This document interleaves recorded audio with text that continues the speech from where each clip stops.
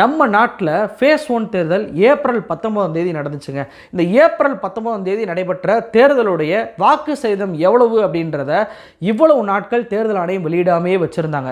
கடைசியாக ஏப்ரல் 30ஆம் தேதி election commission சார்பாக பிரஸ் மீட் வைக்கப்படுது. இந்த பிரஸ் மீட்ல தான் ஃபேஸ் 1 தேர்தலில் எவ்வளவு சதவீதம் வாக்கு பதிவானது அப்படின்ற டீட்டெயிலையே தேர்தல் ஆணையம் வெளியிடுறாங்க. அதாவது தேர்தல் நடைபெற்று 11 நாட்களுக்கு பின்பு ஃபேஸ் 1ஐ பொறுத்த வரைக்கும் 66.14% வாக்கு பதிவானதாக சொல்றாங்க. அதே போல ஃபேஸ் 2 26ஆம் தேதி நடந்துச்சு. ஆனா அதையும் 30ஆம் தேதி தான் சொல்றாங்க. 66.71% வாக்குப்பதிவு நடந்திருக்கு அப்படின்னு சொல்றாங்க. சரி, இந்த ஃபேஸ் 2 தேர்தல் இருக்குல்ல, 66.71% வாக்குப்பதிவு நடைபெற்றதாக தேர்தல் ஆணையம் சொல்லுது. ஆனா ஃபேஸ் 2 வாக்குப்பதிவு நடந்த போது இரவு 7 மணிக்கு தேர்தல் ஆணையம் சொன்ன வாக்கு சதவீதம் எவ்வளவு தெரியுமா? 60.96% தான். அப்போ தேர்தல் நடைபெற்ற அன்னைக்கு 60% இருந்தது. பிரஸ் மீட்டை வச்சு எலெக்ஷன் கமிஷன் சொல்லும்போது 66% மாறியது எப்படி அப்படின்ற கேள்வி இருக்கு. அதாவது பங்களாதேஷ்ல எப்படி 14% வாக்குப்பதிவு என்பது 1 மணி நேரத்தில் கூடியதோ, அதே போல நம்ம நாட்டில் 6% வாக்குப்பதிவு என்பது கடைசி 1 மணி நேரத்தில் கூடியிருப்பதாக இந்த ஃபேஸ் 2 உடைய தேர்தல் வாக்கு சதவீதத்தை தேர்தல் ஆணையம் வெளியிடும் போது நம்மளால தெரிஞ்சுக்கிற முடியுதுங்க. சரி, இப்படி 6% 14% உயர்வதால என்ன பிரச்சனை அப்படின்னு கேட்குறீங்களா? 11 நாட்கள் எவ்வளவு சதவீதம்ன்றது சொல்லவே இல்லையா? இப்போ சொல்றாங்க. ஆனால் தேர்தல் நடைபெறும் போது 60%ன்றாங்க. இன்னைக்கு 66%ன்றாங்க. இந்த 6% கூடியதற்கான காரணத்தை கூட தேர்தல் ஆணையம் சொல்லவே இல்லை. ஏன் டிலே அப்படின்ற காரணத்தையும் அந்த பிரஸ் மீட்ல தேர்தல் ஆணையம் சொல்லவே இல்லை. இதுல ஏதோ ஒரு முறைகேடு பண்ண போறாங்களோ அப்படின்னு சொல்லி சந்தேகத்தை உறுதிப்படுத்தும் விதமாக ஒரு முக்கியமான விஷயத்தை நம்ம கவனிச்சோம். என்ன அப்படின்னா, 2014 தேர்தலாக இருக்கட்டும், 2019 தேர்தலாக இருக்கட்டும், ஒரு தொகுதி நீங்க எடுத்துட்டீங்கன்னா அந்த தொகுதியுடைய மொத்த வாக்காளர்கள் எவ்வளோ, அந்த தொகுதியில் பதிவான வாக்காளர்கள் அந்த ஓட்டுகளுடைய எண்ணிக்கை எவ்வளோ, அந்த சதவீதம் எவ்வளோ, இப்படி தான் ஒவ்வொரு தேர்தலையும் ஃபேஸ் 1 ஃபேஸ் 2ன்னு சொல்லிட்டு பிரித்து 2 தேர்தலையும் ஒப்பிட்டுனா தேர்தல் ஆணையம் வெளியிடுவாங்க. ஆனால் இந்த முறை என்ன தெரியுமா நடந்திருக்கு? ஒரு தொகுதியுடைய மொத்த வாக்காளர்கள் எண்ணிக்கையும் சொல்லலை, எவ்வளவு ஓட்டு போட்டாங்கன்னு சொல்லலை, வெறுமான பெர்சன்டேஜை மட்டும் சொல்கிறாங்க. நல்லா கவனித்து பாருங்களேன். மொத்த வாக்காளர்களையும் பதிவான வாக்காளர்களையும் நம்ம வகுத்து தான் சதவீதத்தை கொண்டு வருவோம். அப்போ எல்லோருக்குமே ஒரு வெளிப்படைத்தன்மை இருக்கும். ஓ, இவ்வளோ தான் வாக்குப்பதிவாக இருக்குது, அப்போ இவ்வளோ சதவீதம் கரெக்டு தான் அப்படின்னு சொல்லி. ஆனால் இங்கே மொத்த வாக்காளர்கள் லிஸ்ட்டும் இல்லை, பதிவான வாக்காளர்களுடைய லிஸ்ட்டும் இல்லை. ஆனால் சதவீதத்தை மட்டும் தேர்தல் ஆணையம் வெளியிடுது. இது எப்படி நம்மளால் நம்ப முடியும்? அப்போ இது எங்கே கொண்டு போய் முடியும் அப்படின்னா, நாளைக்கு இவிஎம் மிஷினை எடுத்து வாக்கு எண்ணிக்கை நடத்துகிறாங்கன்னா அந்த வாக்கு எண்ணிக்கையின் போது இந்த லிஸ்ட் நம்மகிட்ட இருந்துச்சுன்னு வச்சுக்கோங்களேன், எத்தனை வாக்குகள் பதிவாயிருச்சு ஒரு சட்டமன்ற தொகுதிக்கு அப்படின்ற லிஸ்ட் இருந்துச்சு அப்படின்னா இவிஎம்மோட அதை ஒப்பிட்டு பார்க்கலாம். தேர்தல் ஆணையம் அன்னைக்கு அந்த லிஸ்ட்டு கொடுத்தாங்க. அதன்படி இவிஎம்மில் இருக்கக்கூடிய மொத்த வாக்காளருடைய எண்ணிக்கை, அதாவது பதிவான வாக்காளருடைய எண்ணிக்கை சரியாக இருக்கா அப்படின்ற டீட்டெயிலை நம்மளால் ஒப்பிட்டு பார்க்க முடியும். ஆனால் இன்னைக்கு எவ்வளவு ஓட்டுகள் பதிவானது அப்படின்ற டேட்டாவையே தேர்தல் ஆணையம் மறைச்சதுனால வெறும் சதவீதத்தை மட்டும் வச்சு நம்மளால் ஓட்டுகளை கம்பேர் பண்ணி ஒப்பிட்டே பார்க்க முடியாத சூழ்நிலை என்பது இன்னைக்கு உருவாயிருக்கு. அப்போ எலெக்ஷன் எண்ணிக்கையின் போது தேர்தல் ஆணையம் இவிஎம்ல மிஷினில் என்ன ஓட்டுகள் இருக்கோ அதுதான் உண்மையான பதிவான ஓட்டுகள் அப்படின்னு சொல்லி நம்ம நம்பக்கூடிய சூழல் என்பது இன்னைக்கு ஏற்பட்டிருக்கு. நான் ஏற்கனவே சொன்ன மாதிரி 14% ஓட்டு அதிகரித்து அங்கே ஆளுங்கட்சிக்கு அதிகமான சீட்டுகள் கிடைச்சிச்சு.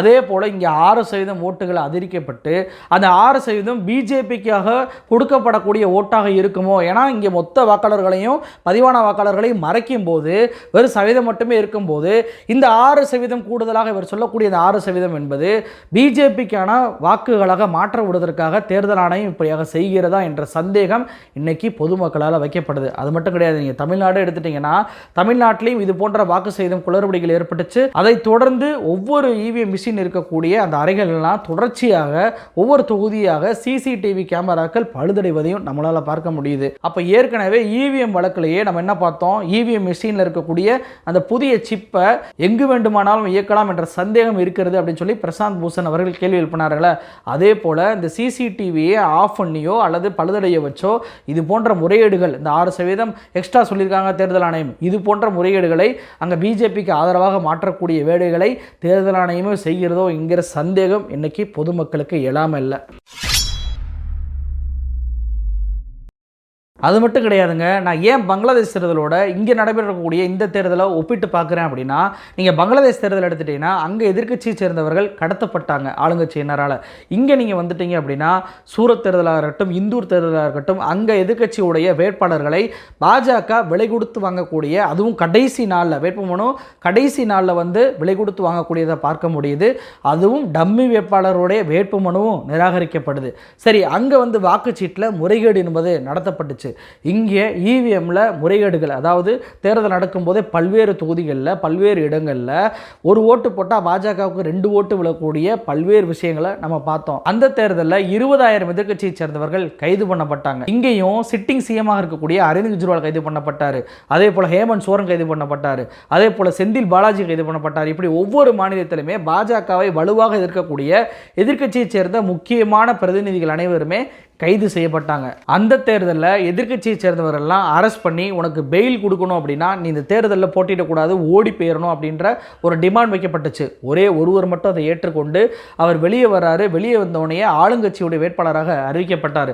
அப்படியே நம்ம இந்த தேர்தலில் அதை ஒப்பிட்டு பார்த்தோம் அப்படின்னா இடி, சிபிஐ, ஐடி ரைடுகள் மூலமாக எதிர்க்கட்சியினரையெல்லாம் அரெஸ்ட் பண்ணுறாங்க. இல்லைனா ரைடு மூலமாக அவர்களை பாஜகவில் இணையக்கூடிய வேலையை செய்கிறாங்க. குறிப்பாக நவாப் மாலிக் போன்றவர்கள் பாஜகவில் இணைவதற்கான ஒப்புதல் கொடுத்த உடனே அவங்களுக்கு கோர்ட்ல இருந்து பெயிலும் கிடைக்க ஆரம்பிச்சிச்சு. பங்களாதேஷ் தேர்தலை பொறுத்த வரைக்கும் எதிர்க்கட்சிகள் ஏன் தெரியுமா புறக்கணிச்சாங்க? ஒரு நியூட்ரலான பர்சனை வச்சு இந்த தேர்தலை நடத்த வேண்டும் அப்படின்ற ஒரு கோரிக்கையை எதிர்க்கட்சிகள் வச்சாங்க. அதை பிரதமரான ஷேக் ஹசீனா ஏற்றுக்கொள்ளவே இல்லை. இதை ஏற்றுக்கொள்ளாதனால எப்படி இந்த தேர்தல் நல்ல விதமா நடக்காது, முறைகேடாக தான் நடக்கும், ஆளுங்கட்சிக்கு ஆதரவாக தான் நடக்கும் அப்படின்றக்காக தான் பிஎன்பி கட்சியை சேர்ந்தவர்கள் இந்த தேர்தலை புறக்கணிச்சாங்க. அப்படியே நம்ம தேர்தலுக்கு நீங்க வந்தீங்க அப்படின்னா தேர்தலை நடத்தக்கூடிய தேர்தல் ஆணைய நியமனத்தில் தலைமை நீதிபதியான சந்திரசூட் அவர்களையும் சேர்க்க வேண்டும் என்று உச்சநீதிமன்றம் ஒரு உத்தரவு போட்டாங்க. அதாவது தலைமை நீதிபதியும் இருப்பார், பிரதமர் மோடியும் இருப்பார், எதிர்க்கட்சி தலைவரும் இருப்பார். இந்த 3 பேரும் இணைந்து தேர்தல் ஆணையர்களை நியமனம் பண்ணுவாங்க. ஆனா இதுல தலைமை நீதிபதியான சந்திரசூட் அவர்கள் வந்துவிடக்கூடாது என்பதற்காகவே கடந்த டிசம்பர் மாதம் பாராளுமன்றத்தில் ஒரு புதிய மசோதாவை கொண்டு வராங்க. சந்திரசூட் அவர்களை அந்த மசோதாவில் நீக்கம் பண்ணி பிரதமர், அவருடைய அமைச்சர், அப்புறம் எதிர்க்கட்சி தலைவர் அப்படின்னு சொல்லி கொண்டு வந்தாங்க. இப்படியாக கொண்டு வந்ததற்கு எதிராக ஒரு வழக்கு தொடுக்கப்படுது.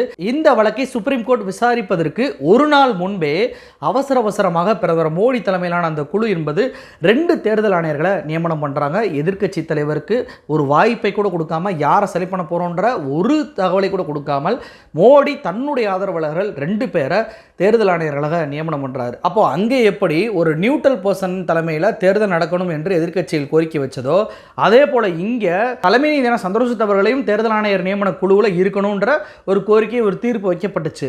அங்கே எப்படி ஆளுங்கட்சியான ஷேக் ஹசீனா கட்சி அந்த கோரிக்கையை நிராகரித்ததோ அதே போல இங்கே ஒரு மசோதா மூலமாக தலைமை நீதிபதி சந்திரசூட் அவர்களை நீக்கம் பண்ணி இங்கு தனக்கு ஆதரவான ஒரு தேர்தல் ஆணையத்தை பிரதமர் மோடி உருவாக்கினார்.